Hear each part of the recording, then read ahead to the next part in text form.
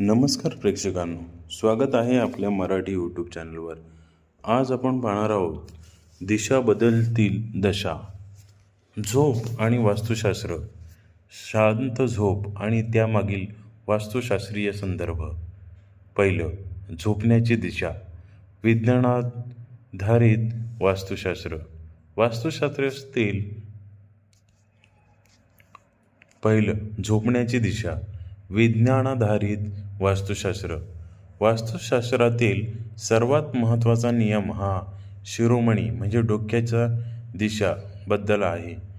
याचे संदर्भ विश्वकर्मा प्रकाश आणि मयत्मदम या प्राचीन ग्रंथात आढळतात. दक्षिण दिशा, साऊथ, सर्वोत्तम. पृथ्वीचा दक्षिण ध्रुव हा ऋण म्हणजे निगेटिव्ह आहे आणि उत्तर ध्रुव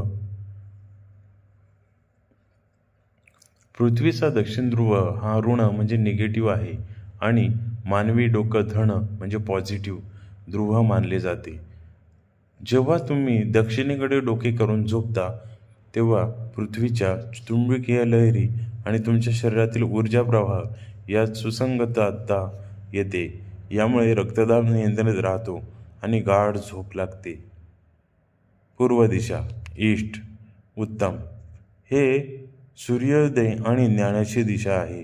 विद्यार्थ्यांनी किंवा मानसिक श्रम करणाऱ्यांनी पूर्वेकडे डोके करून झोपावे. यामुळे एकाग्रता वाढते. उत्तर दिशा, नॉर्थ म्हणजे वर्ज्य. उत्तरेकडे डोके करून कधीही झोपू नये.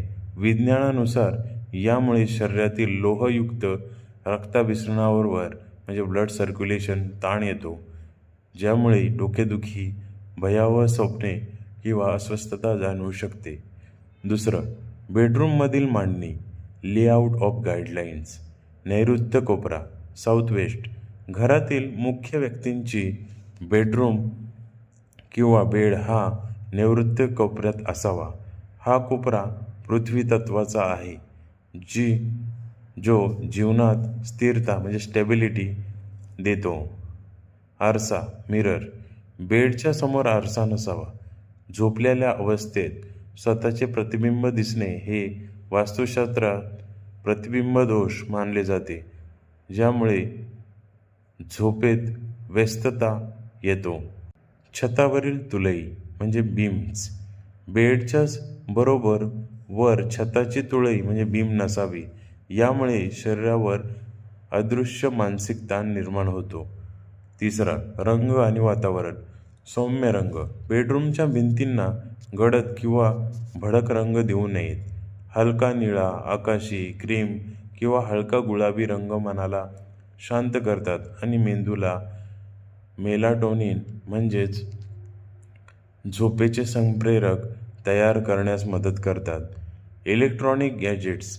मोबाईल, लॅपटॉप किंवा टीव्ही बेडपासून किमान 5-6 फूट लांब असावेत. त्यांच्या लहरी म्हणजे EMF तुमच्या मेंदूच्या अल्फा लहरीमध्ये अडथळा आणतात. निष्कर्ष. वास्तुशास्त्र म्हणजे निव्वळ अंधश्रद्धा नसून ते दिशा, ऊर्जा आणि मानवी शरीर यांचा मेळ घालणारे शास्त्र आहे. फक्त झोपण्याची दिशा बदलण्याने अनेकांना इन्सोमनिया म्हणजे निद्रानाश कमी झाल्याचे दिसून येतो. अशाच नवनवीन माहितीसाठी आपल्या चॅनलला लाईक, सबस्क्राईब, शेअर आणि कमेंट्स करायला नक्की विसरू नका. धन्यवाद.